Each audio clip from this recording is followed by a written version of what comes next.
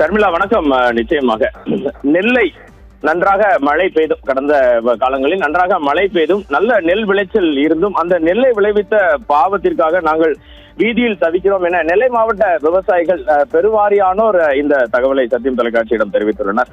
மானூரில் குவியும் நெல் மூட்டைகள், சாலையில் குவியும் நெல் மூட்டைகளால் காத்து கிடக்க முடியவில்லை என்றும், சாக்கு இல்லை என சாக்கு போக்கு அரசு அதிகாரிகளும் சொல்வதாக விவசாயிகள் கண்ணீர் வேண்டுகோளை விடுத்திருக்கின்றனர். ஷர்மிளா, இது குறித்த விவரங்களை சேகரித்த போது உழுதுண்டு வாழ்வார் என்பார்கள். ஆனால் திருநெல்வேலி மாவட்டத்தின் மானூர் பகுதி விவசாயிகளோ தாங்கள் கஷ்டப்பட்டு விளைவித்த நெல்லை பாதுகாக்க முடியாமல் வீதியில் கொட்டி வைத்து கண்ணீர் வடிக்கும் அவல நிலை ஏற்பட்டுள்ளது என்றே குறிப்பிட வேண்டும்.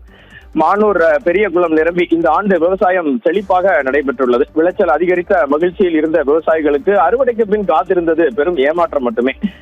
மானூர் முதல் குப்பனாபுரம் வரையிலான திருநெல்வேலி சட்டமன்ற தொகுதியில் வருகிறது. இந்த மானூர் முதல் குப்பனாபுரம் வரையிலான சாலைகளின் இருபுறமும் ஆயிரக்கணக்கான நெல் மூட்டைகள் மலை போல குவிந்து கிடப்பதை நம்மால் பார்க்க முடிகிறது. சில இடங்களில் அந்த நெல் மூட்டைகள் கிழிந்தும், சில இடங்களில் பாதுகாப்பற்ற முறையிலும் நெல்மணிகள், கஷ்டப்பட்டு விவசாயிகள் விளைவித்த நெல்மணிகள் சிதறி கிடைக்கின்றன. இது குறித்து குப்பனாபுரத்தை சேர்ந்த விவசாயிகள் சத்தியம் தொலைக்காட்சியிடம் கூறுகையில், மானூர் குளத்து பாசனத்தால் நல்ல விளைச்சல் கிடைத்துள்ளது. அரசு கொள்முதல் செய்தாலும் அந்த மூட்டைகளை ஏற்றிச் செல்ல ஒப்பந்ததாரர்கள் வராததால் அவை வெயிலிலும் மழையிலும் நனைந்து வீணாகும் நிலையில் உள்ளன. தேர்தல் நேரங்களில் பிஸியாக இருப்பதாக கூறிக்கொள்ளும் அதிகாரிகள் உடனடியாக தலையிட்டு நடவடிக்கை எடுக்க வேண்டும் என உருக்கமாக தெரிவித்தார். அதேபோல் பள்ளமடை பகுதியைச் சேர்ந்த விவசாயிகளும் நம்மிடம் தெரிவிக்கையில், அறுவடை செய்த நெல் மூட்டைகள் தேங்கி கிடப்பதால் எங்களுக்கு வரவேண்டிய அதற்கான பணம் இன்னும் வரவில்லை. கையில் பணம் இல்லாமல் அடுத்த கட்ட விவசாயத்தை செய்ய முடியாமல் தவிக்கிறோம் என தனது நிதி நெருக்கடியையும் பதிவு செய்தார்.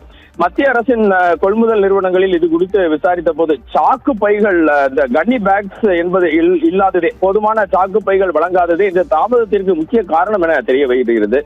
சாக்கு பைகள் இல்லாததால் நெல்லை மூட்டைகளாக கட்ட முடியாமல் விவசாயிகள் தவிக்கின்றனர். போதிய இடவசதி இல்லாததால் திறந்த வெளியில் வைக்கப்பட்டுள்ள நெல்மணிகள் திடீரென பெய்யும் கோடை மழையில் நனைந்து முளைக்கவும் தொடங்கியுள்ளன. இதனால் ஒரு வருடத்தில் தங்களுடைய ஒரு வருட உழைப்பு மொத்தமாக வீணாகி விடுமோ என்ற அச்சம் விவசாயிகளிடையே மேலோங்கி உள்ளது. விவசாயிகள் தங்கள் உழைப்புக்குரிய பலன்களை பெறுவதற்கே போராட்டங்கள் ஒவ்வொரு முறையும் நடத்த வேண்டியிருக்கிறது என வேதனை தெரிவிக்கின்றனர்.